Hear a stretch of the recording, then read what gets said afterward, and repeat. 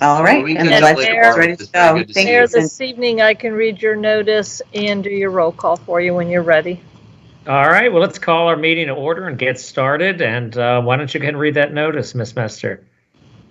Thank you, Mayor. The meeting for which this agenda has been posted will be held pursuant to and in compliance with the Virginia Freedom of Information Act, Section 2.2-3708.2, and state and local legislation adopted to allow for continued government operations during the COVID declared emergency. All participating members of City Council and other boards will be present at this meeting through electronic means, and members of the public can view the meeting at www.fallschurchva.gov/council meetings, as well as on FCC TV channels Cox 11, RCN 2, and Verizon 35. City Council work sessions are conducted to allow council members to discuss upcoming legislation and policy issues. The public is not generally invited to speak. Public comment may be sent to the city clerk at cityclerk@fallschurchva.gov. All comments are provided in full to the members of City Council and will be summarized at the next regular council meeting. And if you'd like, I'll do the roll call now, Mayor. All righty. Ms. Connolly? Here. Mr. Duncan? Here. Ms. Hardy? Here. Mr. Lickenhouse? Here. Ms. Shantz Hiscott? Here. Mr. Snyder? Here. And Mayor Tarter. Here. So whoever, I would just welcome to everyone to the Monday, May 17th meeting of the City Council or work session. We're happy you all are able to join us today. I would just ask, if you're not speaking, if you could make sure your computer is muted so we don't hear too bad of an echo. But to all of you watching and all of you present at the meeting, thank you for joining us this evening. We do have a few different matters we're going to get to shortly, but thank you for participating in our meeting tonight. The first item on the agenda is to hear from Fairfax County staff on the West Falls Church Comprehensive Plan Amendment. And I'm going to ask Mr. Stoddard, who I believe is on our Zoom call, to go ahead and introduce the matter and introduce his colleagues from Fairfax County. So, Paul, you there? And Mayor Tarter, I think we'll have Carly Aubrey step in to provide an overview and an introduction to our colleagues from Fairfax County who joined us in this meeting. Ms. All Aubrey. right, Carly. Hi, good evening, everyone. Yes, we do have a few people from Fairfax County staff. We have the Director of the Planning and Zoning Department, Ms. Barbara Byron, and I believe she might be giving the presentation, but we also have Brian Bateo, Michelle Stahl with the Planning Department, and then we also have Bob Pecora and Tim Coots with the Fairfax County Department of Transportation, if there's any specific questions. And then we also have Amy Friedlander with EYA. They're going to give a presentation as well. The staff report before you provides a background of the comp plan amendment for the WMATA and Virginia Tech piece. I'm not going to get into the details of that because that'll be covered by the presentations, but I will just add that city staff is reviewing the draft text amendment and we anticipate providing comments to Fairfax County by the end of this month. So at this point, I'll turn it over to Ms. Byron to walk through the Fairfax County, kind of the process and the timeline and what this amendment looked at, and then we can have Ms. Friedlander go over some of the more details of the plan amendment. All right. Well, thank you very much. And Ms. Byron, welcome. Thank you for joining us, and we look forward to hearing your thoughts on what's going on next door. But welcome to you. Well, thank you very much, Mayor Tarter. As you know, we've been working with Carly and the rest of your staff for about 2.5 years now on a project that we're doing jointly. As stated, I'm the director of Fairfax County's Department of Planning and Development, and with me tonight were the people that Carly introduced from my office and from the Department of Transportation. And we appreciate the opportunity to be able to talk to the council about our side of the development. Next slide, please. Okay, I was told you guys were going to advance the slide. Okay, there we go. I Thank did. you. Just a little bit of a lag. Sorry, Barbara. Oh, okay. Okay, thank you. We'll get the hang of it. So the portion of our study area next door to yours is outlined in red. We have called it by two different names. The rectangle that's at the lower part of the screen, we call the Virginia Tech property, and the rest of the property we basically call the WMATA property. As you know, it's the Virginia Tech property is developed with the Northern Virginia Center that's associated with Virginia Tech and the parking associated with it. It is planned in our current plan for FARs that go up to about 2.5 FAR, and I'll get to in a little more detail later about what that is. And the rest of the property, the WMATA property, which contains the parking garage and the surface parking, we're planning for 0.96 FAR. Next slide, please. So in drafting our plan amendment, as I said, it took a couple of years to get here, but from the very beginning, we were looking at having a transit-oriented development, as you are as well. One of the major components of that was making sure that we had appropriate connectivity, not only to your property, but also to our residential communities that are adjacent to it. We wanted to make sure that we were changing from an auto-dominated development pattern to one that accommodates both pedestrians, bicycles, and the automobile. We, as would be appropriate for any TOD area, we have spent a lot of the time working with our task force and our citizens and our staff, making sure that the development proposal mitigates the impacts of the proposed development and that it incorporates the task force and citizen recommendations as we've received them from our outreach sessions. Next slide, please. So the WMATA property today is planned for only 720 dwelling units. Under the proposed development at the 0.96 FAR, the maximum development potential is a little over 1 million square feet, consisting of a mix of uses, 900 dwelling units, which would be multifamily and townhouses. And I would presume that Amy would go through this in a little more detail with you. A limited amount of office, which equates to approximately 1 office building, and very importantly, first floor retail to activate the pedestrian environment. Next slide, please. What we call Subunit A2, which is the tech property, now is planned for either basically tech or a limited number of dwelling units and commercial development. In our proposed plan, it's planned for 2.5 FAR. That's a transition upward from our lower density up into your density, which equates to over 800,000 square feet of development, including 400 dwelling units. These would be primarily multifamily units. We also are including office space, again, about 1 office building, and institutional uses of about 160,000 square feet, again, with support retail on the first floor. As you well know, when we were in the middle of this and actually coming to the end of the line, we found out that tech was not going to go forward with their proposal with us. We spent some time rethinking about what we wanted to do and realized that we really wanted to stick with the plan that we had been developing. We thought it was a good plan, irrespective of the user. And so the plan that you see today is exactly the plan that we had been working with tech on. Next slide, please.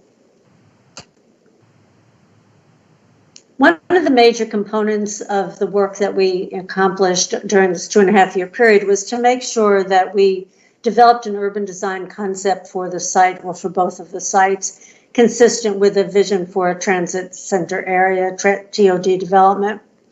We wanted, again, to be sure that we were creating a pedestrian-oriented community, and our recommendations can fall really within 5 major categories. The first is we obviously have a huge asset there, which is the metro station. And so making sure that we had clear and convenient access to metro, it was essential to us, along with wayfinding and those sorts of things that improve the connectivity to the metro station. The second was that we wanted to make sure that it was an interesting route to get there. And so we set up a series of focal points along the way that not only created interest, but also direct you, because the route is not totally linear, it curves. So we want to make sure that the way to the metro is very clear.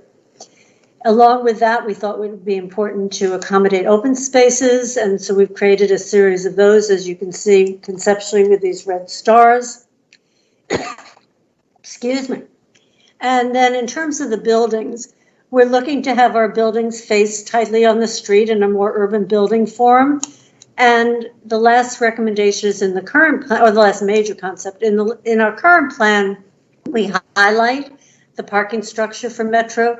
In this plan, because we are looking for a more urban environment, we call for basically trying to decrease the visibility of that parking garage and integrate development into it, perhaps as a liner of other kinds of uses or a building in front of it, that sort of thing, so that what you see is not primarily dominated by a parking structure. Next slide, please. One of the major elements that we spent a lot of time on was building height and massing. In our comprehensive plan amendment, we are going to include a height map, which is what we've displayed in front of you. And essentially what this does is it transitions down from the city's development towards our existing residential communities and towards the metro station. So we have tiers of height, and I hope you can see it. It's a little hard to see, but they go from a maximum of about 145 feet closest to you and tapers down as we head towards metro. Next slide, please. As with any major land use study, transportation is always a major component. And I would say we have, I missed parks and open space, I apologize.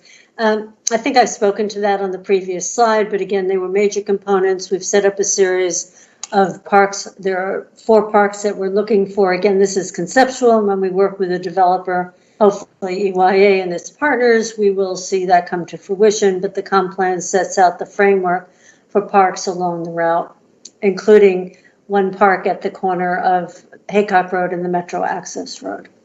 Now we get to transportation. So, as you know, I'm sure you know from your work on the site and from the work that we all do on major studies, we worked with the developer's transportation team who submitted transportation analyses to us and to VDOT, which focused on the multimodal transportation network that we were trying to create here. And among the many components of that was not only improved connectivity to the existing neighborhoods, but also we've talked about at the request of some of the citizens on our task force, connections even across I-66 for pedestrians. As I alluded to before, wayfinding was extremely important to us. One of the activities that the county is going to undertake after this effort is what we're calling the Falls Church Active Transportation Plan, which is a multimodal plan for pedestrians and bicyclists to navigate through this area. Another major component of this plan is the parallel street that you can see in red, running kind of from the bottom of the page up lower left to upper right, which is the street that parallels Haycock Road, which is essential to us to improve the traffic circulation and issues. And we also are looking to have developers achieve TDM goals here, which of course should not be that difficult given its location at a metro station. Next slide, please. The culmination of much of that work is the intersection improvements that we have developed to make sure that the transportation system works better. As was indicated, Bob Pecora is on the phone if you would like more detail on these. But we spent a tremendous amount of time looking at how these intersections function. I would say that the intersection of 7 and Chestnut took maybe a vast majority of our time, but we also look at all these other intersections to look at how queuing and turn lanes and what's a turn lane, what's a through lane, how the intersections align, do they need extra lanes, fewer lanes, and that also includes, frankly, adding street trees to make the streets more pedestrian oriented. Next slide. We also spent some time at the task force and embodied in our comprehensive plan our environmental goals. We are looking, as we typically do, for the preservation of native species. We're looking to have native landscaping and additional landscaping throughout the site. We've set up reasonably high levels of stormwater management that we're looking to achieve, and we're looking for a reduction in pollutant runoff. With next slide. So as we said, this process has taken about 2.5 years. We did have a community task force appointed by Supervisor Faust. They were quite a diverse group, and I will say that at the end of the day, while we did have a vote for approval of the plan amendment, it was actually a split vote. So there's still some people who are concerned primarily about the transportation issues. I don't know that we've incorporated most of the issues that they were concerned about. There were some height issues and some other connectivity issues. Our TIA has not been 100% finalized by VDOT. We have a final submission in from the applicant to VDOT. We expect that it will be approved quite soon. But I think until that was completed, there was some concern among a few of the task force members that they wanted to know that answer before they voted for it. As I said, we've had many community meetings in addition to the task force meetings. And last slide, we are aiming to go, our next steps are to publish a staff report and to go to our planning commission on June 16th and our board on July 13th. So thank you for the opportunity to present this. And we do have staff, as I said, available to answer any questions you might have. All right. Well, thank you very much for that very thorough presentation. Clearly, a lot of work and thought has gone into this plan. And I'm going to, if you don't mind, open it up to questions or comments from my colleagues on council. Would that be okay? Of course. All right. So does anyone on council have any questions or comments from Ms. Byron or her staff, colleagues? All right. So Mr. Lichtenhouse, then Ms. Hardy. Great. Barbara, thank you for that presentation. I had to go back and look at my notes, and it was 2015 when you and I participated in that. Not that long ago. No, it's not that long. It was just around the corner. So that actually raised an interesting question, because that panel that you and I were part of back in 2015 focused on development Tysons. And I think one of the more interesting aspects of this comprehensive plan that you all are proposing is what looks like, a pretty low FAR adjacent to Metro. That's sub 1. What's the thinking there? I mean, is that a matter of just balancing out with what looks to be a copious amount of green space? What's the thinking there, which seems to be the complete opposite of what we see up in Tysons, that's Metro adjacent? Well, that's such a good question, and it's one we've actually struggled a little bit with. It is the FAR that the developers asked our board to authorize for plan amendment. So the board's authorization limited us to the 0.96 FAR on the WMATA site. It is lower than the FARs in most of our transit station areas, and certainly much lower than Tysons, but even, some of the other more suburban metro stations have higher FARs. But I think the major issue here was compatibility with the neighborhood. The village condominiums are kind of tucked into this project, and they were very active on our task force. And so it enabled us to provide a transition in density from the more intense development that the city is working on down through the tech site to the 0.96. So it's a very good observation, but that's basically the history of how we got here. Okay, understandable. But having said that, I think that, and you'll see it in a minute, hopefully from Amy, but I think that we feel that we were able to create a transit-oriented type development even at that FAR. Well, I think, yeah, and it's a great point too. And when you have to look at the overall site, including Virginia Tech as well as our site, there is something to be said for balancing density across the two, even though it spans 2 different jurisdictions. So just because you can build up to a 5 FAR doesn't mean that you necessarily want to do it, right? And then one last question for you, and maybe this is something that Amy will answer, but I'm actually pretty excited to see the amount of green space and open space that you all have included as part of that comprehensive plan. Can you give us an idea of, what those parks and open spaces will look like? And if you don't, that's fine. But I'm just curious are we talking athletic fields, places, or more leisure? Are we talking? What are you thinking there, Barbara? Yeah, Barbara, nothing is as big. I have a bunch of slides about that. Okay. Oh, okay. I would just say nothing's as big as an athletic field, but we are looking for a variety in open spaces. So I'll let Amy get into that. But I guess I wanted to add one more thing to the previous discussion or question. What's most important when we do these types of developments is really the first couple of floors of the buildings and how they activate the street and how they create the pedestrian experience. And so working to do that with this comprehensive plan made us feel comfortable that we could get the TOD kind of development even at this density. Great. Well, I personally very excited to see this entire end of Falls Church and metro adjacent property come to life. So thank you guys for your efforts. And Barbara, it's always great to hear from you again. So thank you. All right, Miss Hardy, followed by Mr. Snyder. Great, thank you. Thank you, Barbara, Letty Hardy, City Council. Good to virtually meet you. Thank you for joining us tonight. So 2 quick comments and then more of a question. So first, like Ross, it's really nice to see kind of coordinated transit-oriented development and hopefully connectivity between all of our parcels. Second, really appreciate the partnership between, again, city and county on coming to a solution at Chestnut and 7. I think that was kind of a hairy issue, and I'm glad we kind of came to a while.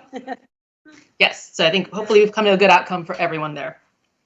My question is really around kind of the sidewalks and the PED connectivity.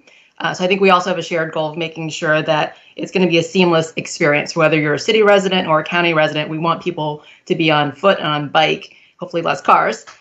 Could you talk to us more about, what you envision your streetscape to look like?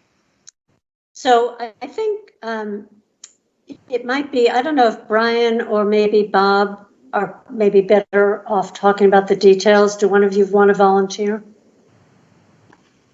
I can give you, I won't be able to give you dimensions and they might be able to do that. But what we're definitely looking for are reasonably wide, we're looking for building zones against the facades of the buildings, which are the kind of quasi-public spaces, which might be the entrances to the townhouses, or it might be, places to browse in front of retail.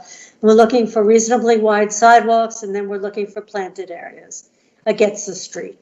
We're also looking for some improvements, and Bob would be better able to answer this, along Haycock Road, where we are looking to get additional street trees put in. But if you have but any of the dimensions, they probably would be better off responding to. And we don't need to talk about it now, but hopefully staff can coordinate on making sure that, whatever street safe standards we have, it connects nicely between one development to the next one too. That's it. Thank you. Thank you. All right, Mr. Snyder. Sure. Thank you very much. We certainly put a high value on cooperation with Fairfax County. So have you all done a financial workup, like what the tax revenue generation would be from the site? And what is the acreage again of the total of the 2 pieces, the Grad Center and the WMATA? So I'll ask Brian to answer the second. Oh, sorry. It's about 31.5 acres approximately. I'm sorry I interrupted you, Brian. Could you say that again? Yeah, it's approximately 31.5 acres between both sites. Okay. And typically we do not do a fiscal analysis with our planning work, and we did not do one here. Obviously, it would be positive. For one thing, the property is coming out of the non-taxable category into a taxable category, so it would be a significant increase in the tax rate or the revenues to our general fund for us. Right. And will WMATA continue to own the WMATA part and the Grad Center part, or are they combined somehow? Or well, I think it's my understanding, but I would prefer for EYA or others to answer that. But I believe that they are selling the property for at least the townhouse piece. And then I think the city staff is probably in a better place to answer the ultimate ownership of the tech piece, because you have an ownership role in that now, as I understand it. Mm-hmm. Right, thank you. And then to what extent has the traffic planning been coordinated between the 2 jurisdictions? I know that Haycock and 7 is a very, what should I say, complicated intersection. And there'll be connections between the two sites and connections across the street, across Haycock. And has all this been coordinated to your satisfaction? Well, I think I would like Bob to answer that because I think there's one intersection where we may still have some differences, at least when he and I last talked, which was sometime last week. But because the developers were the same teams, they had the same traffic consultants who work for both the city side and our side. We reviewed each other's work. We met with your staff. Carly, as you know, was the lead on this. There were many interactions at the staff level. And as was mentioned, Chestnut took a huge amount of time to finally work through. And so I think we're in good shape, except perhaps maybe one outstanding issue. But in general, I think the coordination has been achieved at this point. Do you want to add, Bob? Yes, thank you, Barbara. Bob Pecora with Fairfax County DOT. The intersection that you're all talking about is the Route 7 and Haycock Road intersection. So we had met with the development team, EYA, and also their traffic consultant, Grove Slate, who was also working on your project. We also met with VDOT about that intersection. And one of the hangups was the dual lefts that was at that intersection that is existing today, and that's something that VDOT had requested that it be maintained in the future for the traffic movement onto Haycock Road. So that issue has been resolved as far as the retention of that with the development team. And what we were looking for is a level of traffic flow that would allow traffic to flow fairly, not easily, but it would flow in, like, say, the level service D or level service E. So that would give not as much of a delay or a very congested type of intersection. So that's something that we work with Carly, with Paul Stoddard, and to some extent with Wyatt Shields on that. So there's still some more work to do. Our traffic analysis, as Barbara had mentioned, is still in review by VDOT. So we're expecting their analysis and their conclusion in the next couple of weeks or so, and then we'll have that either their acceptance or if they have more additional comments on it. So, and the traffic analysis was more pertaining to the WMATA Virginia Tech sites, but it includes the City of Falls Church project in part of that analysis as well. So that way we'll have an answer or at least a conclusion from VDOT in a matter of weeks, and then we'll be able to tell that to everyone here on the council and also the city staff as well. Okay, so just two quick comments. Sure. First of all, we expect these sites to generate much more pedestrian traffic already with our school, and you've got a significant pedestrian traffic already, but we expect a lot more. So hopefully the pedestrian and bicycle and non-car traffic is prioritized very high up in addition to the car traffic. And then we're also hopeful that the Route 7 BRT will be going up Route 7 and joining everything from Alexandria through Falls Church to Tyson's Corner. So we're hopeful that we can continue to plan and move that project forward as it skirts this project area. So thanks very much, and we look forward to working with you. Great. And we definitely did consider the BRT alignment stops, that sort of thing, as we were doing our analysis of this project. Great. Thank you so much. Mr. Duncan, then Vice Mayor Conley. Thank you, Mayor Tarter. Thank you all for joining us. It's thrilling to see unified planning for these parcels, a realization of a long-held dream. I think the answer to my question is going to be it's way too early to tell, but anytime smart people are all in a room talking about this area, I wonder if you could just speak to the vision for what you called supportive retail or activating the space. Do we envision this area to be something that is like other retail activity nodes around the area? Is there something unique that we think might be offered here? Just, a beginnings of a conversation about what folks can expect besides the residential component of the developments. Yeah, from our side, it's a little early because we don't have an actual rezoning proposal in. We've talked about conceptually the kinds of things we're looking for. It will never be a giant retail destination. It's small. It's not set up for that. But we definitely want to have some convenience retail. And again, maybe Amy has some thoughts about that as she goes through. But because we don't have an entitlement project in with us now, we haven't gotten to that level of understanding of what might be entailed here. Obviously, it's extremely important to us that we work with the developers to get that right. I would just add before my presentation starts that Mr. Duncan, to your comment, we are obviously part of both development projects across this 40 acres, and so while we think that the retail energy will really be focused in the Falls Church piece, we are looking forward to the opportunity to create some, street activation retail, convenience, like Barbara mentioned, or, other sort of neighborhood serving retail. It would not be, a destination retail like the retail that's being planned for on the high school site.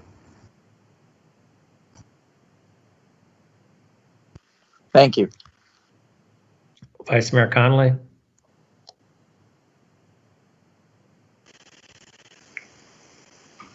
Thanks, Mayor Charter. I'll echo my colleagues' appreciation for unified planning and working together. Thank you for being here tonight. My question is, so you've drawn in 4 parks in your plan and a connection to the road that we have in your plan. How set in stone is that? Could it change? Might it change? Or how, I guess it's really important to us that the road connects all the way through. And as you go through iterations with developers, might that change, or how can we be sure that actually, because that's a really key part of the whole thing from our side. So I think we would share that. That's critical. No matter what else happens on our side, if that road doesn't go through, I don't think this would get approved. That is the major piece. The rest of it, I don't want to say this, but EYA could go away and another developer could come in. So the exact location of parks and that sort of thing would probably change as we go through an actual development proposal. But absolutely critical to us, our citizens, our board members, is having that road connection. So I can't imagine a circumstance in which we didn't have that. Thank you. That's great. All right. Any other comments? I've got a few thoughts or questions. So following up on the road issue, which is, as you imagine, very important to our development and the connection and the like. So could you elaborate a little bit more on what exactly you all are contemplating? For example, I presume you know where our road ends in Falls Church, right? So, and again, I presume the idea is that will seamlessly tie in on the Fairfax side to what we're going to basically produce and stub out on our side? Yes. Does it have the same sections? Are you guys contemplating the same sections, street width and things like that? I will defer to Bob. Yes, thank you. So we've had a couple of concepts, and I believe at one time it's 2 one-way streets like it is on Commons Drive within the city of Falls Church. We also contemplated just a single two-way road, but that's the portion that's in the Virginia Tech site. So when it gets to the WMATA site, it's actually going to be a 2-way road. It transitions from whatever it is on Commons Drive to a road section that is more typical of just a two-way road facility through the site. So the WMATA site is also proposing some other types of streets like Wooners and all that, but Amy can get into that as far as her presentation.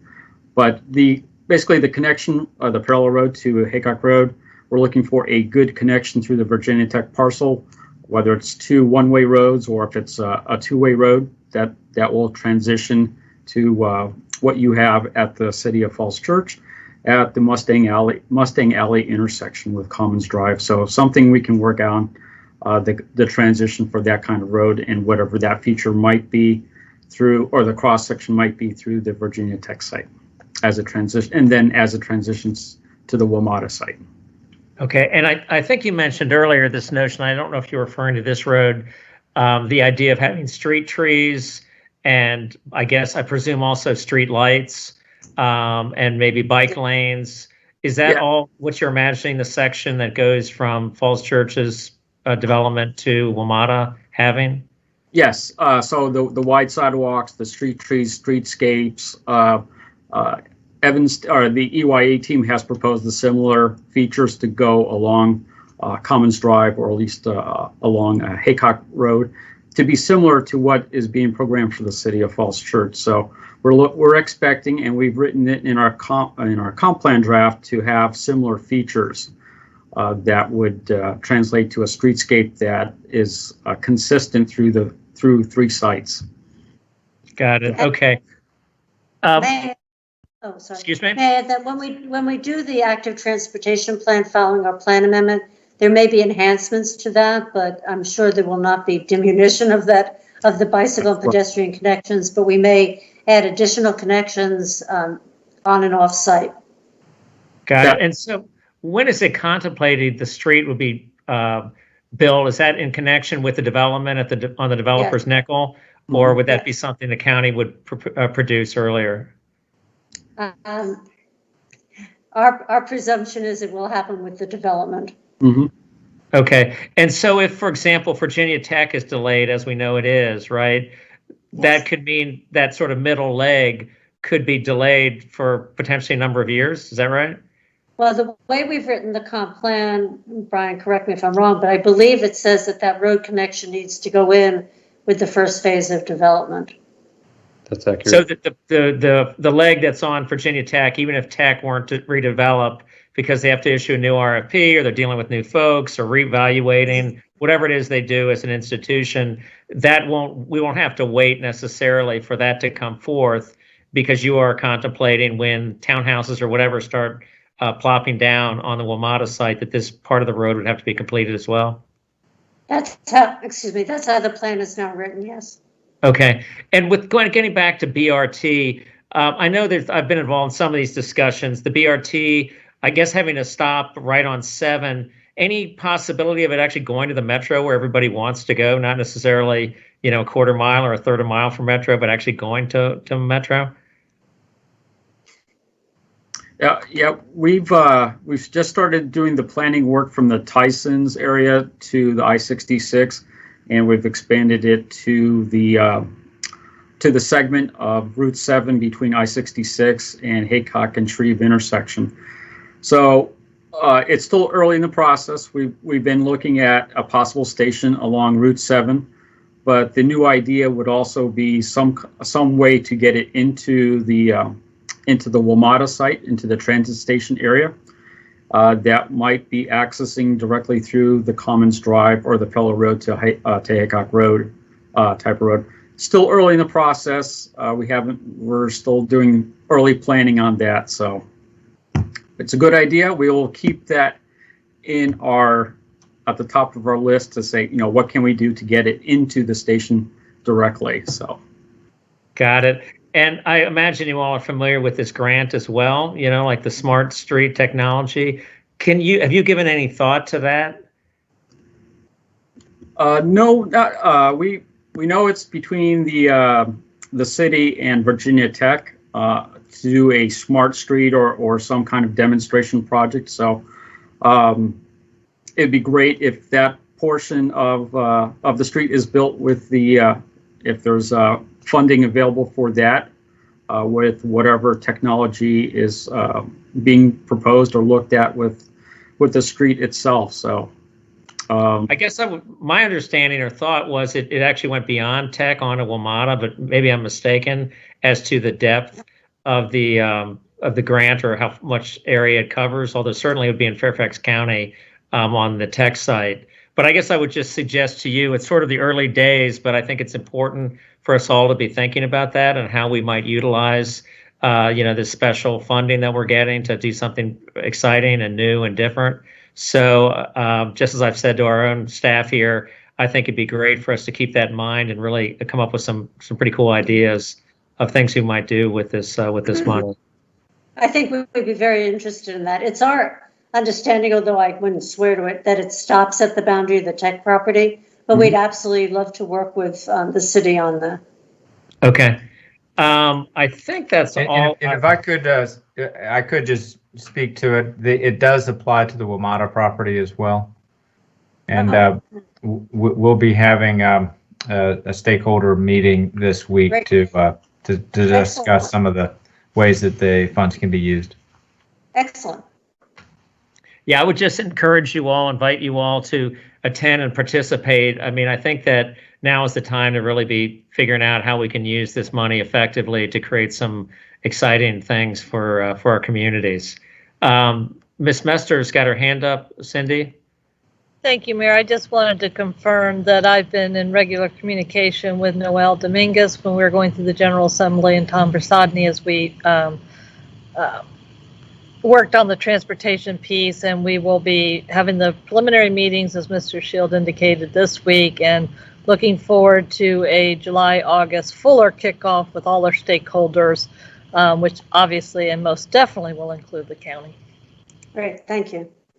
All right. So that's all I've got. And unless anyone has anything else, I want to thank you all so much for your hard work and for coming to share with us and cooperating and working together. I think we can all see how much better our projects can be when we get together early and often.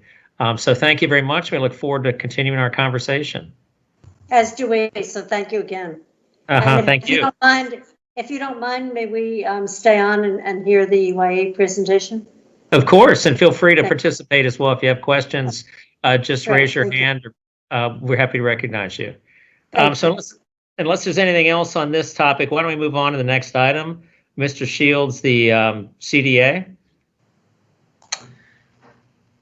Thank you, Mayor. And from Ms. Byron's comments of just a moment ago, Ms. Aubrey, will we have a presentation from EYA on this on the West Falls planning area? I'm here if you'd like me to present. If you don't want me to present. Yeah, they are prepared with a presentation to go into more details of what they're proposing, but that's at the wish of the council. Sure. Why don't you give us a brief overview? Okay. I have the slides up, Amy, if you just want to tell me when to advance. Thank you. Good evening, everyone. For the record, my name is Amy Friedlander, and I'm Development Manager with EYA. We are one of the 3 development partners for the WMATA site. My partners are Hoffman and Associates, with whom you are also familiar, and Rushmark, which is the development arm of HIT Construction. You can move to the next slide, please. So, as Barbara mentioned earlier tonight, we're representing the 2 different sites in the Fairfax County portion of the 40 acres. The Virginia Tech site, which was being developed in conjunction with the National Center for Smart Construction. Virginia Tech is still considering what they want to do, but Rushmark is still part of the WMATA project along with EYA and Hoffman. So I'm just here to tell you a little bit more about the vision and the actual what would actually be delivered with the framework that the comprehensive plan has developed over the past 2.5 years. If you want to go to the next slide, please. So as we've been talking a lot about over the past 3 years that we've all been working together, we are all trying to create this collaborative approach to a model transit-oriented development. So this is a slide that summarizes the vision for the entire 40 acres.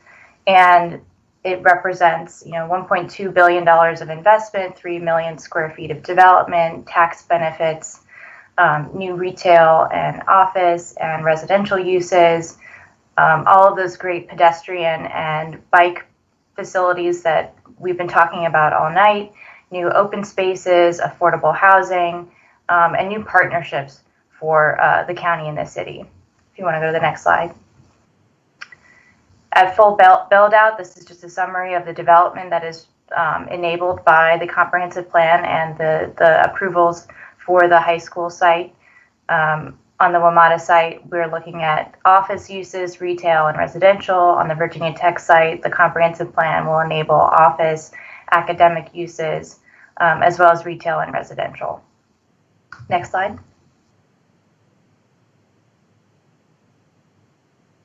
This will also include significant investment in infrastructure, including the new Commons Spine Road that will go all the way to the metro. It'll maximize the value of the investment in the new Route 66 exit.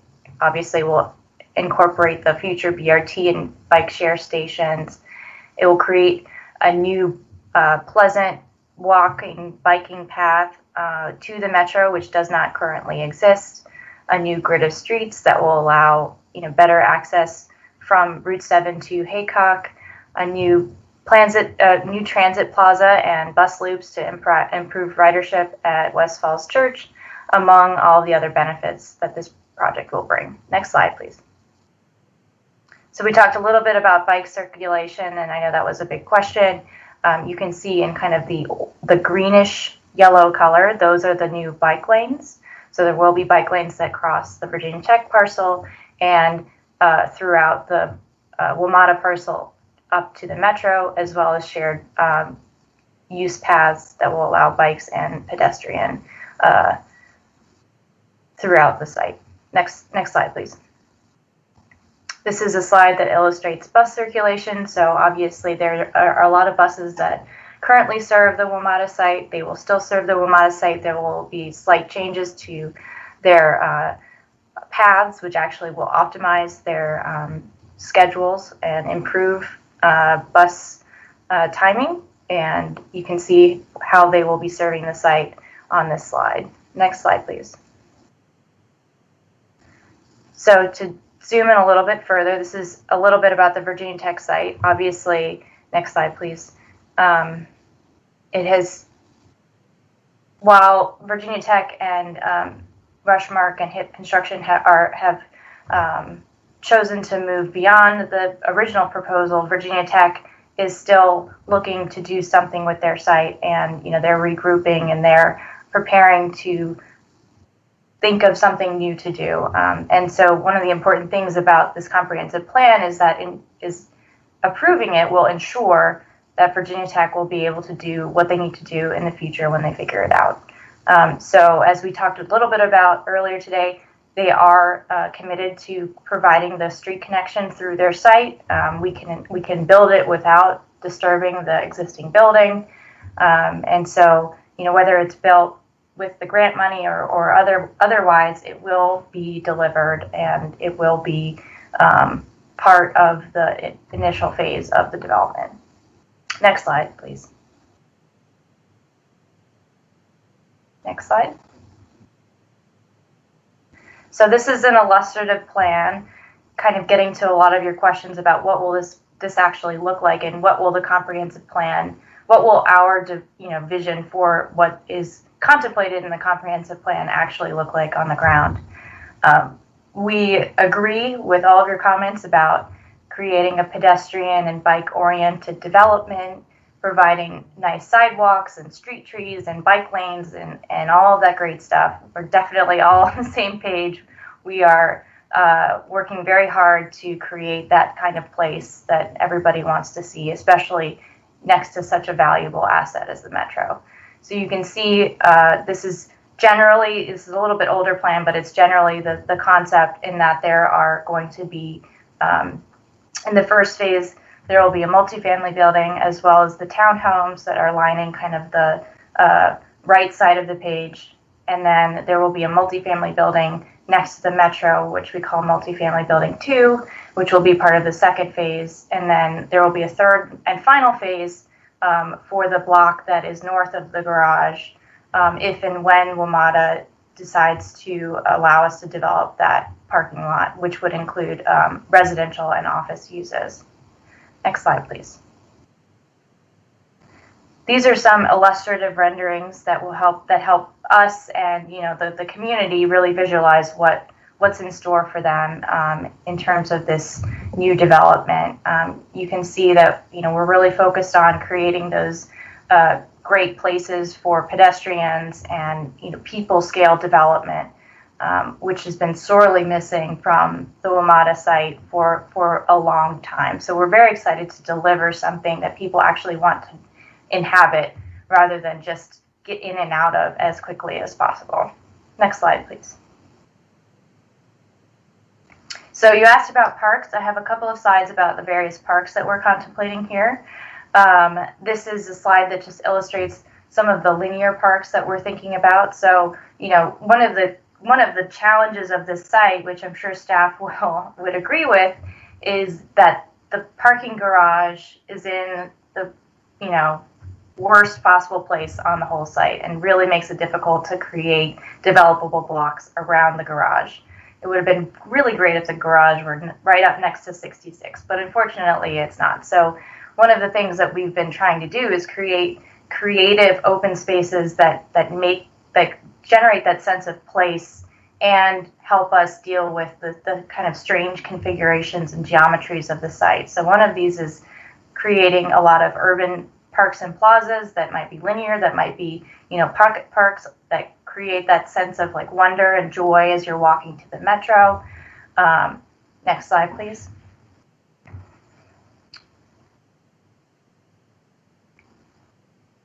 Oh, there's more illustrations of what that can look like. So,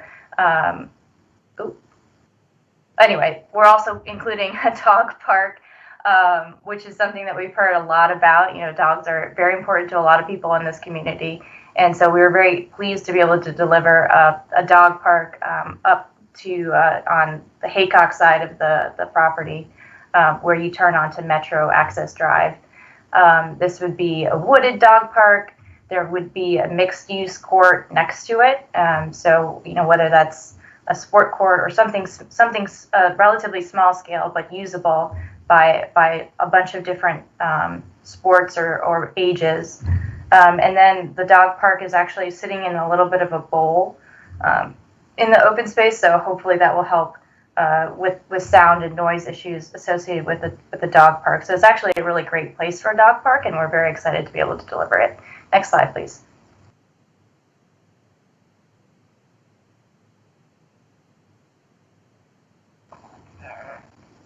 Oh. Guess it's being slow. I can just talk about this if it doesn't want to load. It doesn't seem to want to load.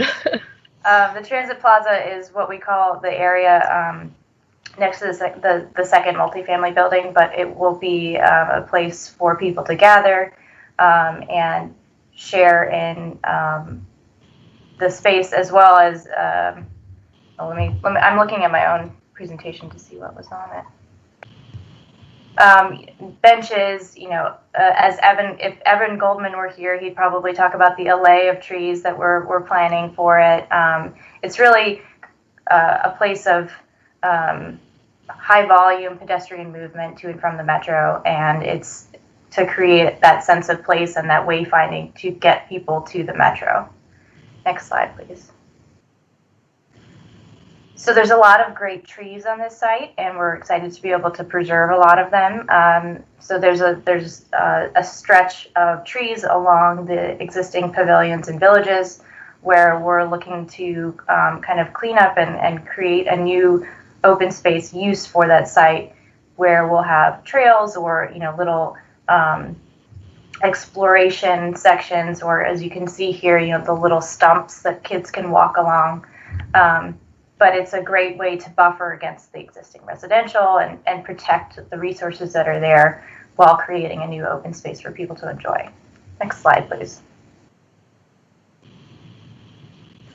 So I think that this is the last slide, and it just goes to show you this kind of comprehensive look at all the open spaces across the site that are, can potentially be delivered, from the open spaces on the high school to the open spaces on the George Mason High School site, to what could be on the Virginia Tech site and what is contemplated in the comprehensive plan recommendations for that site, as well as what we are actively planning to deliver and will be proposing as part of our CDP, FDP, and rezoning submissions in short order. So with that, I'm happy to answer any questions. I hope that was helpful and not too lengthy, but I appreciate your time. All right. Well, we appreciate yours. Let's go ahead and open it up. Let's go ahead and open it up to questions and comments from council. And again, if you're not speaking, please mute yourself. But anyway, are there any questions or comments from council? I'm going to ask one or two quick ones then, if nobody's got anything. So the structured garage, the currently existing structured Metro garage, is that going to be sort of co-op by some of these other buildings, or what's going to happen with that in the future? Nope, it will remain WMATA parking for Metro riders. And we are working with WMATA to optimize how folks get in and out of the garage, but it will remain and it will be for WMATA park and riders. I forgot to mention, Mr. Steiner, I think you asked the ownership structure of the WMATA site. So Barbara was correct that the townhomes will be fee simple sale, and then the other buildings will be ground leased by the development entities from WMATA. And also, as relates to your road, Ms. Byron showed kind of a more direct route. In other words, it looked almost like the hypotenuse of a triangle as opposed to the two legs. It looks like what you're showing here is kind of a, straight, then a 90-degree turn. Which is it? What is the plan for the road from Falls Church to the Metro? So I will take a stab at that, and Barbara, if you'd like to answer as well.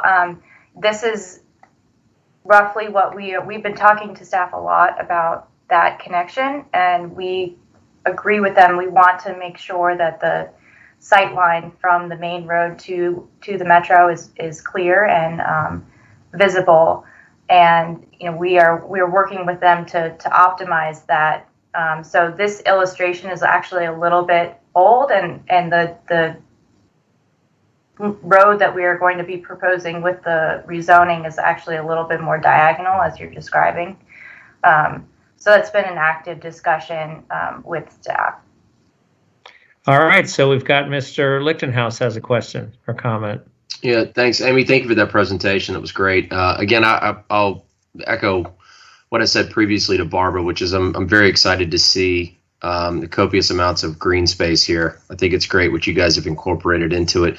For folks that may be watching or watch this later, can you give us an idea of the distance from the Falls Church City site, the edge of it, maybe call it between Virginia Tech and West Falls Church site, to the end of your site over there near that preserve, as well as the dog park? What's that distance like if someone were to walk it? Do you know? From I guess from Mustang Alley to the dog park, I'd say that's probably about the same distance as it is from Route 7 to the Metro, which is about 0.8 miles. Okay, all right. I think it gives folks a good idea of what it would take to get to some of that green space. Yeah, I think each block between each street is probably, I don't know. It's a normal size city block, so call it between 250 and 300 feet. Got it. And then the townhomes that you guys are planning, and maybe you don't know this yet, and that's fine. I'm just curious. Can you give us an idea of size of the townhomes and potential price range? Sure. They will be our 16 and 20 foot wide units, so they'll be roughly 1,600 square feet to over 2,000 square feet, and they'll be priced likely starting in the 900s. Okay. So they are metro proximate, so they will be larger and bigger and more. They're a little bit pricier than our Grand Park townhomes in Fairfax County, for example, but they're comparable to our townhome project that we're proposing just up the road on Route 7 at 7700 Leesburg Pike. No, those are pretty big townhomes, which is great. That's great, and I do like the fact that it's got a lot of residential packed over there, which supports the retail component on our site too. So fingers crossed that all that comes together the way that you guys want it. But thanks for sharing this. Appreciate it. Of course. All right. Any other comments? If not, thank you very much, Amy. We appreciate your presentation you've just given us. Let's move on now to the CDA, the Community Development Authority. Mr. Shields, who's going to do that? Thank you, Mayor and members of council. So Carol McCoskey and I will join together on this staff report. And what we want to do is just once again provide a quick overview of what a CDA is and what the thinking is on this site. And then Carol will get more specific to the petition that we're still negotiating the final details of the petition. And we expect those midweek in anticipation of a request for first reading on the creation of a community development authority at your meeting next week. I'll provide just a few quick notes as an overview really for the public, and then Carol can jump in with more details. To create a community development authority, it requires the property owners to petition their local government to create it. And the reason they would do so is to gain public improvements in a specific district where these petitioners reside. And then there would be a special assessment paid only by those who live in that special district to pay for those public improvements. There is no tax impact for taxpayers who live outside the district. Because the property is currently owned by the city, the petitioners for this community development authority, the West Falls Community Development Authority, up in the 10-acre site that we were just discussing a moment ago, the petitioners in this case are the future leaseholders of this property, and that includes Falls Church Gateway Partners, which is EYA and Hoffman, as well as their partners, the office developer and the senior developer. So those are the petitioners in this case. So I'll just talk about sort of broadly kind of three questions. Why would a developer want a community development authority? Why do cities approve them? And why do cities want community development authorities? And what is the market for them, for the bonds that are issued for a community development authority? So first, why would a developer typically want a community development authority? Well, they're seeking the public improvements, and in exchange for those public improvements, the petitioners then would be willing to accept a special surtax or a special assessment on their properties. And what that really allows the developer to do is to access a lower cost of capital that they can then pay off over the term of the bonds issued by the CDA, and it allows them to accomplish put in the infrastructure needed associated with their development. Why does a municipality seek a CDA? Well, in many parts of the Commonwealth of Virginia, local governments pay for public improvements to incentivize economic development. And so there are examples of this across the state where local governments chip in a share of the public improvements. One of the benefits of a community development authority is that it allows the local government to support public infrastructure, but to not have the taxpayers across their jurisdiction bear that burden. Instead, really just the property owners within that district bear the burden for those public improvements. And that would be the case here. And in addition, the city would not provide any backing for the bonds. So the bonds would need to be able to stand based on the future value of the development on this site. And that's the sort of a key point about the market for these bonds. Why would the market want to buy bonds for a community development authority? And typically the answer is that because they are a specialized municipal bond, they oftentimes do generate a higher yield, say, as compared to government general obligation bonds that the city typically issues. And typically the investors in these bonds are banks and sophisticated financial entities that know how to evaluate the risk and price it appropriately.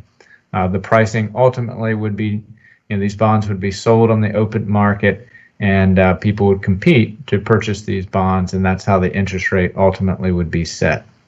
So let me stop there with that first that overview. We do have a map of the proposed district, and Cindy, maybe if you can just share that map. And this is the area that everybody's very familiar with. This is the area of the just under 10-acre West Falls development. And so only the property, the leaseholders in this area and the future condo owners in this area would pay the special assessment for the public improvements that would be built within that district. So now let me stop there and turn it over to Carol for more details on the ordinance and on the petitions that we're working through between our legal team and the developers' legal teams. Yes, Council. So the CDA, what's before you tonight and next week is simply creation of the authority, the CDA. It would not be able to, your action at this time is not going to enable the CDA to issue bonds. That will require separate approval from you in the future. And any taxes to be levied will have to be requested by the CDA, and then you, the council, would vote to levy. And in this case, it will not be taxes, it will be a special assessment. A special assessment is determined upfront to be sufficient funds annually to pay the debt service on the bonds. And one of the advantages of that is it doesn't rely on the assessed value for how much can be charged, because the amount is set at the beginning when the bonds are issued to enable payment of the debt service at the interest rates and in the amount of issued bonds. In this case, the amended comprehensive agreement provides that the city manager will recommend that council create the CDA by ordinance, and the petition that needs to be before you to adopt the ordinance has to have some elements of the plan of finance. And because many of the details were left out of the comprehensive agreement, those are the matters that are being resolved today. And we have been discussing this with the developer. The attorneys have been discussing how everything will work to make sure that the bonds ultimately issued would be marketable. And so some of those details are still under discussion, but we are definitely making progress to a point where we can all agree on the language of the petition that will be signed by FCGP, the EDA, the city, and the office developer, so that we'll have more than 51% of the owners of the property. They will submit the petition to you. You all will adopt the ordinance to create the CDA, and then it will begin going about its business to adopt a reimbursement resolution so that the expenses can be paid, and to ultimately request council to approve the issuance of bonds. So that is where we are. As I say, we are making progress, but we haven't finalized all the details, and that is why we do not have a petition signed for you to look at tonight. We hope to have that next week, because you would need a petition in order to be able to adopt the ordinance. So if you have any questions, we do not bring outside counsel tonight. If we need to have a few further discussion of risk when we're closer, we will do that in a closed session. And then if you have any questions about how the CDA would work, we're happy to try to answer them. All right, thank you very much. Any questions for Wyatt or Carol? All right, well, that was fairly quick and fairly easy. Let's keep going then. We do have a closed session tonight just for everyone's edification. Let's go on to the next item. Mr. Shields, it sounds like that's from you as well. Thank you, Mayor. And Carol and I will also sort of speak probably together on this one. So the question that the City Council has asked is if the emergency for COVID-19 is lifted, what is the transition period for some of the emergency measures that have been in place that have been sort of a normal part of our operations during COVID-19, but also importantly, which have been important for the business community's operations. So we wanted to just speak very briefly on this. This probably could just be a 5-minute discussion. Under the continuity of government ordinance that was adopted by the City Council, that provides for a 6-month transition period after the declaration of emergency is lifted. So it's been rumored, for instance, that it's possible that Governor Northam, maybe I shouldn't say it's been rumored, Governor Northam has signaled that he is looking at potentially lifting the statewide declaration of emergency on or about June 30th. And for the measures that we have in place for our virtual meetings and conducting our business in the COVID environment, we have in the ordinance that was adopted by the City Council allowing for the continuity of government a 6-month transition period. That's permissive. We could transition out of emergency mode more quickly than that, depending on kind of what the operational impacts are. And that's a discussion we can have with the City Council as we consider our, for instance, this meeting, how you conduct your work sessions and your regular meetings, and also how board and commissions conduct their business. With respect to our restaurants, the City Council approved an ordinance allowing more flexibility on sign regulations as well as parking regulations. The council approved the ability to allow outdoor dining as well as outdoor entertainment during COVID-19. And so the question is, if the declaration is lifted, how long do the businesses have to change their practices? In the ordinance that allows the flexibility for zoning provisions, there's not an explicit extension of 6 months like there was for the continuity of government ordinance. So that is one we're looking at. We could possibly just sort of take by inference the 6-month extension for one ordinance applying to the other and see if there's state authority for that. Or it's possible we'll come back to council to ask for an extension to give our business community a little bit more time after, or at least for the council to consider granting a specific transition period for our business community before they come back into compliance with zoning ordinances. One thing that's relevant to that, the City Council has asked staff to come to council with a proposal or a concept for allowing outdoor music, for instance, at restaurants under a zoning allowance. Right now, those types of uses are not permitted.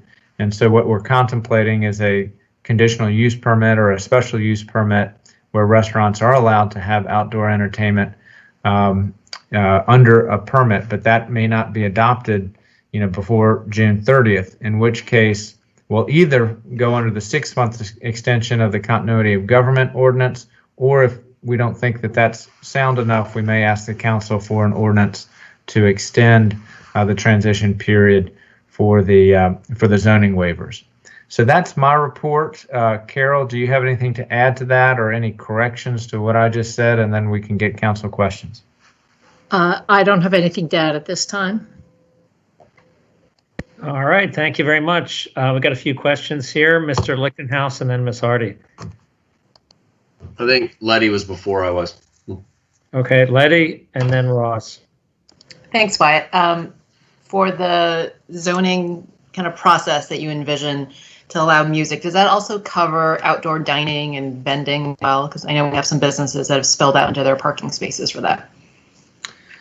Under the sort of draft concept that I've seen staff develop, and at this point it's just kind of a concept with bullet points, it would address both the outdoor dining and the outdoor entertainment.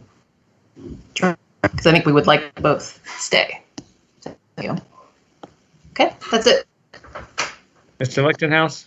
Yep. So I'll be a little bit more direct on that. I think it is absolutely necessary for us to permit continued outdoor dining and entertainment for our businesses. Just because restrictions have been lifted in some cases, consumer sentiment and consumer patterns are going to continue to warrant outdoor seating. And the entertainment piece has been highly successful, not only as a way to mitigate some of the challenges of indoor dining during the pandemic, but it's brought a different level of vibrancy to businesses that, frankly, if we shut that off, regardless of some of these restrictions being lifted, it's going to negatively impact them, I think, more than many of us may realize.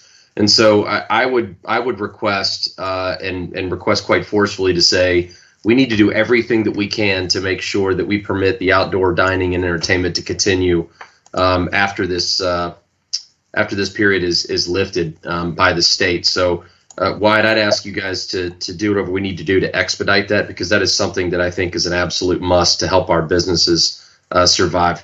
In addition to that, wasn't there zoning flexibility around curbside pickup? Yes, there was. Okay. I also think that maybe not quite as much. I'm not as passionate necessarily about maintaining that, because not that I don't think that it's important, but because I don't know what that necessarily means if that is formally taken off the table. But that's also something that I think is important for us to evaluate. Maybe something that we absolutely need to make more permanent. These retail these retail consumer patterns have changed, and in some cases changed permanently. And so we need to change our zoning to accommodate that and help our businesses survive, because if we don't, we're setting some of these businesses up for failure. So I think that it's important for us to do that. Thank you. All right, Mr. Snyder, followed by Ms. Hiscott. Sure.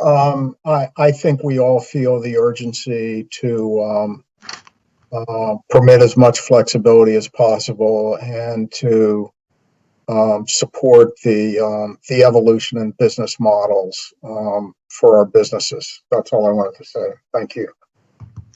All right, Ms. Hiscott.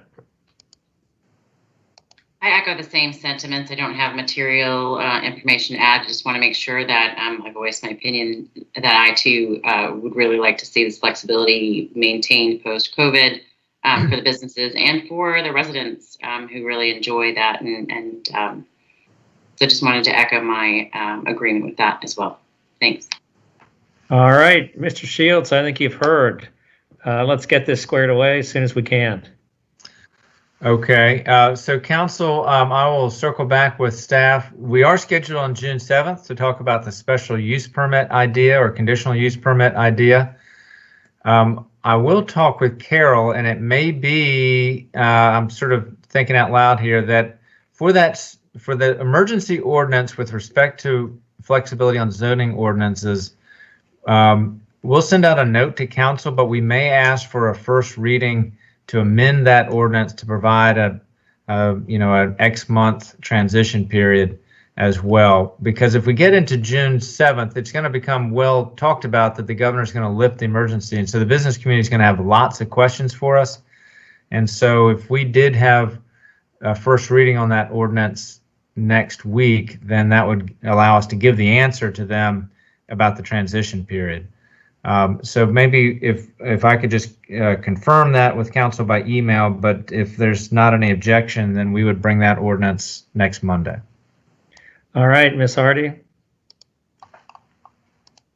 you have another question?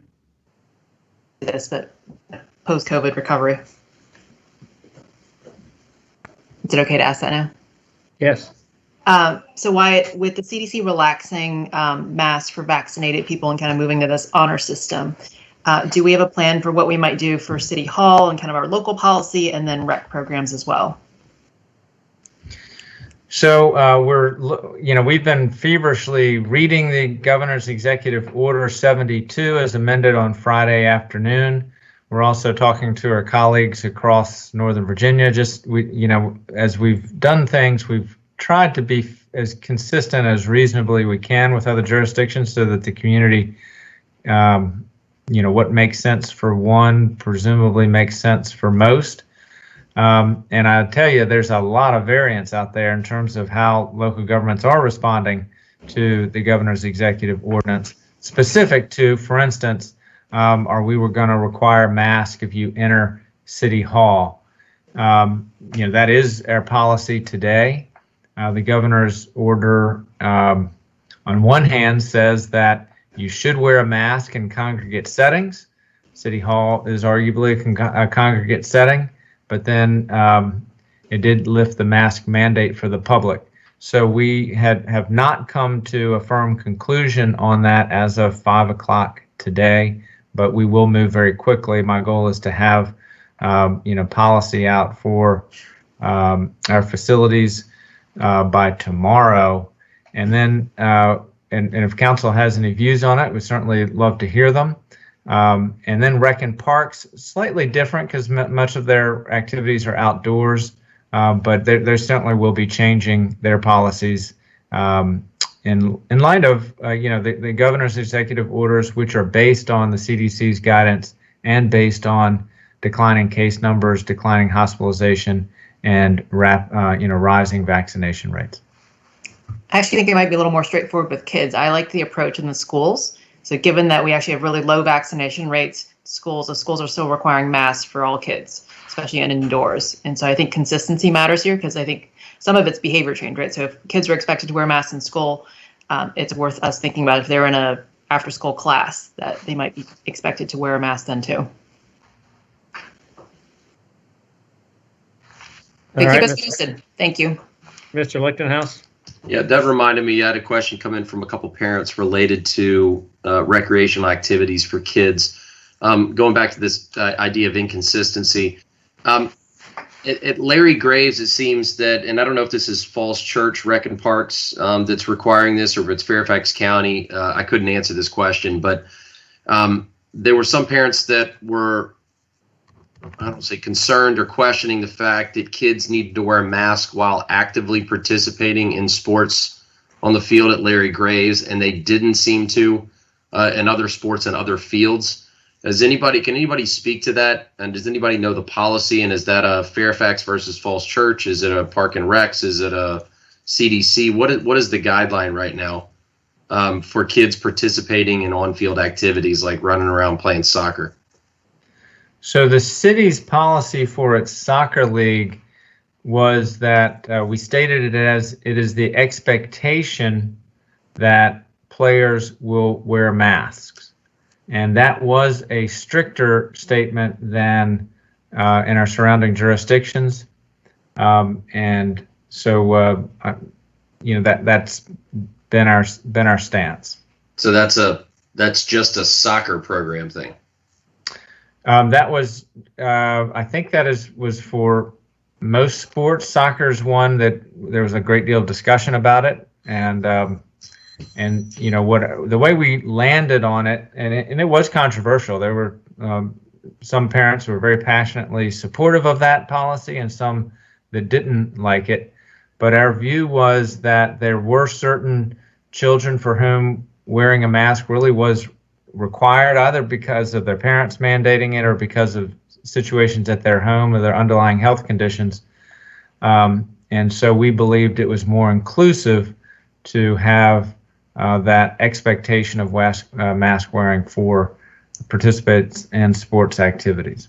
And is that the same guidance that's coming out of the state and CDC for kids' activities? It's been a little bit. I think probably the city was taking a bit more of a stricter line than certainly the state mandates were. The CDC's guidance, I think, certainly could be interpreted to support the city's position. It could also have been cited to support a different conclusion. All right, so I think my answer to them will be to call you, Wyatt. That's fine, and that's what I've Okay. I've fielded a number of calls on this. Okay, all right, thanks. Mr. Duncan? I'm 500 miles south of you all, so I just don't know. Is there any discussion in Northern Virginia of any jurisdiction devising some sort of verification process about vaccinations, or are we just literally relying on an honor system? I've not heard of any jurisdiction doing anything other than the honor system. Nor have I. Okay. All right. Anything else on this topic? So we do have a closed session momentarily. Before we get to that, are there any schedule? Ms. Hiscott, I'm sorry, I didn't see your hand up. My apologies. I thought you were going into closed session, so I had just a couple of other issues I wanted to ask, raise. Absolutely, of course. Since I've been, in this great weather outside a lot, I've gotten several questions, complaints, worried comments from neighbors about the trail that goes from Gresham Place through to Van Buren Street. This is not the WNOD, but the kind of cinder path that's through there. There are two small signs that say, please dismount your bikes or no bikes on this trail. And we've had a lot of bikers cutting through there this spring. And, there's a park there with a lot of small kids. And several people have asked me to raise this to council and to make sure our police know that in addition to the other comments that we've been getting on public safety on the WNOD trail, that this has been a concern for that area as well. Years ago when we had a bike officer, they would ride through there occasionally, and that seemed to tamp down many bikers going very quickly through there. But I'm wondering, in light of that, maybe we could add or think about looking at signage again for that stretch. It's a pretty short stretch, but lots of small children there. So that's just a request to add that to our list of public safety requests from citizens. Yeah, thank you for laying that. We've gotten some of those requests directly as well, and Danny Schlitt, I think, is looking at the signage. Excellent. And then the second is it's kind of public safety / city council / volunteer on the all-night grad committee party. I know we've communicated on that, but from a city council perspective, I just wanted to make sure that we go through the proper channels with OCOM to make sure that businesses, people who would head to those businesses know that on the night of June 2nd between 7 and 11 that Park Place, State Theater parking lot, and the back parking lot of Clarendon's will be closed. I know we're working on all the other logistics, but I was just thinking today about making sure that city communications put something out about that as well, so people aren't surprised or startled or concerned about that, because we might all be tied into it with students graduating, but many may not. So I want to make sure that was also in our communications calendar. And that's it for now. All right, thank you. So now, are there any other council comments or schedule requests before we go into closed session? And what we plan on doing on the closed session is going into closed session, doing the motion, and then taking a short break for the cameras to come down, and then we'll be in closed session and come back out just to certify and to come out of the closed session. Are there any other comments before we do the closed session motion? All right, I'm going to go ahead then and read the closed session motion. The time is 8:59. Upon a motion made by Council Member Litkinets. I'm going to go with Ross. and seconded by Councilmember. Hardy. Scott. I'm going to go with Hardy that time. And passed by a vote of City Council. Council went into closed session pursuant to Virginia Code Section 2.2-3711A1. Discussion, consideration of performance or salaries of specific public officers or appointees of any public body. Annual evaluations of city manager, city attorney, and city clerk. Vice Mayor Connolly, Yes. Mr. Duncan, Yes. Hardy, Yes. Lichtenhouse, Yes. Hiscott, Yes. Snyder, Yes. Tarter. Yep. All right. So we've gone into closed session. Let's take a 5-minute break and reconvene at 9:05 in closed session without anyone there, including you, Wyatt, and Celeste, and city attorney. And we'll do our thing and come on back out, hopefully pretty soon. All right. Thank you, council. Good night. All right. Thank you. Mayor and Vice Mayor Connolly, we'll do like we did last time.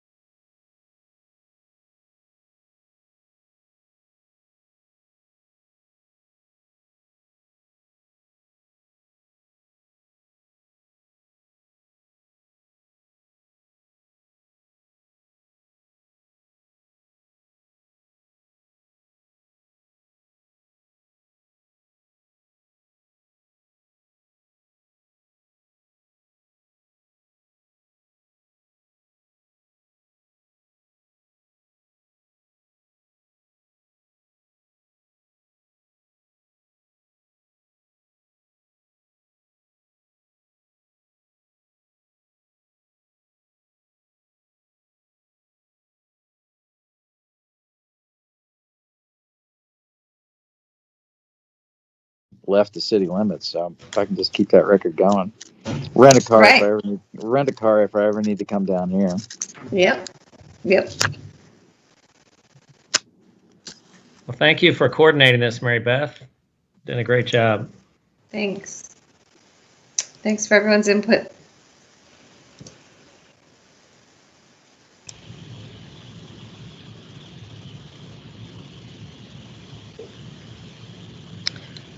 Okay, Mayor, FCC TV is up, audio and video, so you can do your public meeting motions. All right. Well, we're coming out of closed session. Thank you for your patience. If anyone, in fact, is still on watching, but we're going to come out of closed session and then make a certification. Upon a motion made by Council Member Snyder. Snyder, seconded by Council Member Hardy. Scott. Hardy. Let's take Hardy. And passed by vote of City Council. Council reconvene in open session. Vice Mayor Connolly. Yes. Duncan. Yes. Hardy. Yes. Lichtenhouse. Yeah. Hiscott. Yes. Snyder. Yeah. Harder. Yep. All right. So it is 10:34. This is our certification upon a motion made by Council Member Snyder. Seconded by Council Member. Yes, Scott. All right. And passed upon affirmative roll call vote in open session, it was certified that only public business matters lawfully exempted from open meeting requirements and only such public business matters as were identified in the motion by which the closed meeting was convened were heard, discussed, or considered in the closed session or meeting by the body. Vice Mayor Connolly? Yes. Duncan? Yes. Hardy? Yes. Lichtenhouse? Yeah. Hiscott? Yes. Snyder? Yeah. Harder? Yep. All right. Anything else anybody wants to say before we adjourn? Move adjourn. All right. All in favor? Aye. Bye. All right. We're adjourned. Have a great evening, everyone. All right. Thank you. Good night. Night. Night. See ya. Goodbye, all. Bye-bye. Thanks.